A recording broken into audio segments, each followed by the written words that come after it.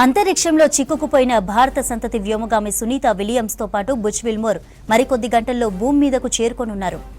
NASA space X చేపట్టిన crew 10 machine ISSతో విజయవంతంగా అనుసంధానమైంది. దీంతో అమెరికా కాలమానం ప్రకారం ఇవాళ సాయంత్రం 5:57 భూమి మీద ల్యాండ్ కానున్నారు.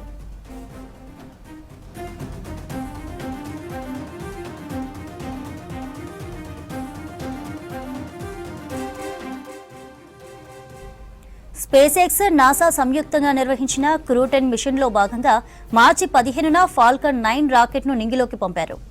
ఈ రాకెట్ విజయవంతంగా కక్షలోకి వెళ్లడంతో సునీత విలియమ్స్ రాకకు మార్గం సుగమమైంది.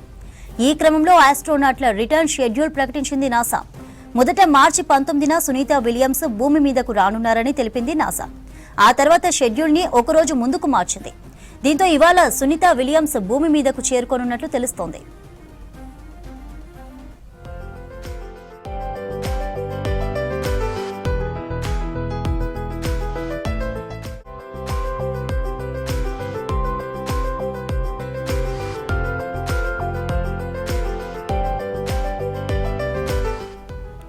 అమెరికా కాలమానం ప్రకారం ఇవాళ సాయంత్రం 5:57 ఫ్లోరిడా తీరానికి చేరువలో ఉన్న సముద్ర జలాల్లో స్పేస్ ఎక్స్ క్యాప్సూల్స్ ల్యాండ్ అవుతోంది. అందులో నుంచి ఆస్ట్రోనాట్స్ ఒక్కొక్కరుగా బయటకు రానున్నారు. ఇదిలా ఉండగా సునీత విలియమ్స్ సహా ఇతర ఆస్ట్రోనాట్స్ ను భూమి మీదకు క్షేమంగా తీసుకొచ్చేందుకు చాలా జాగ్రత్తలు తీసుకుంటోంది NASA. Crew dragon space craft return జర్నీలో స్పేస్ స్టేషన్ ఫోటోలు తీసిన 41 నిమిషాల తర్వాత భూమి మీదకు బయలుదేరనుంది.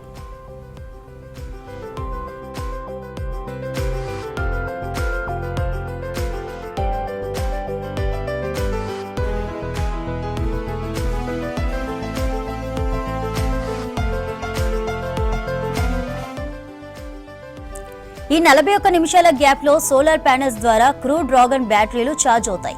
క్రూ డ్రాగన్ భూమి మీద ల్యాండ్ అయ్యే ముందు థ్రస్టర్ ఆన్ అవుతుంది. దీంతో క్యాప్సూల్స్ వేగం తగ్గి నెమ్మదిగా భూమి మీదకు వస్తుంది. ల్యాండింగ్ కి 3 నిమిషాల సమయం ఉండగా 3 పారాచూట్లు ఓపెన్ అవుతాయి. ఆ తర్వాత క్యాప్సూల్స్ అట్లాంటిక్ మహాసముద్రంలో ల్యాండ్ అవనుంది. ల్యాండింగ్ సైట్ దగ్గర సహాయక చర్యల కోసం సిద్ధంగా ఉన్న స్పేస్ ఎక్స్ టీమ్ ఆస్ట్రోనాట్లను ఒక్కొక్కరుగా బయటకు తీసుకొస్తుంది.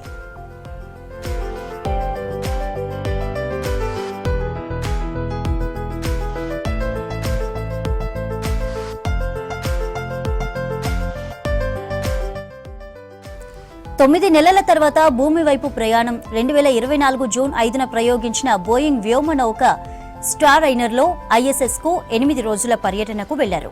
అయితే స్టార్ట్ అయిన సాంకేతిక సమస్యలు తలెత్తడంతో ఆస్ట్రోనాట్లు లేకుండానే అది భూమికి తిరిగొచ్చింది. దీంతో సునీత విలియమ్స్, బుచ్ విల్మోర్ సుమారు 9 నెలలుగా అక్కడే చిక్కుకుపోయారు.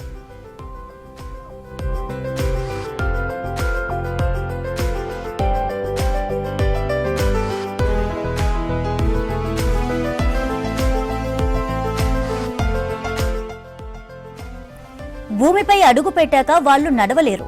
నెలల పాటు ఎక్సర్సైజ్ చేయాల్సి ఉంటుంది. వారు సొంతంగా నడిచేంత వరకు డాక్టర్ల పర్యవేక్షణలో ఉంటారు. కండరాల క్షీణత, ఎముకల సాంద్రత తగ్గుతుంది. తల తిరగడం వంటి సమస్యలతో ఇబ్బంది పడొచ్చు.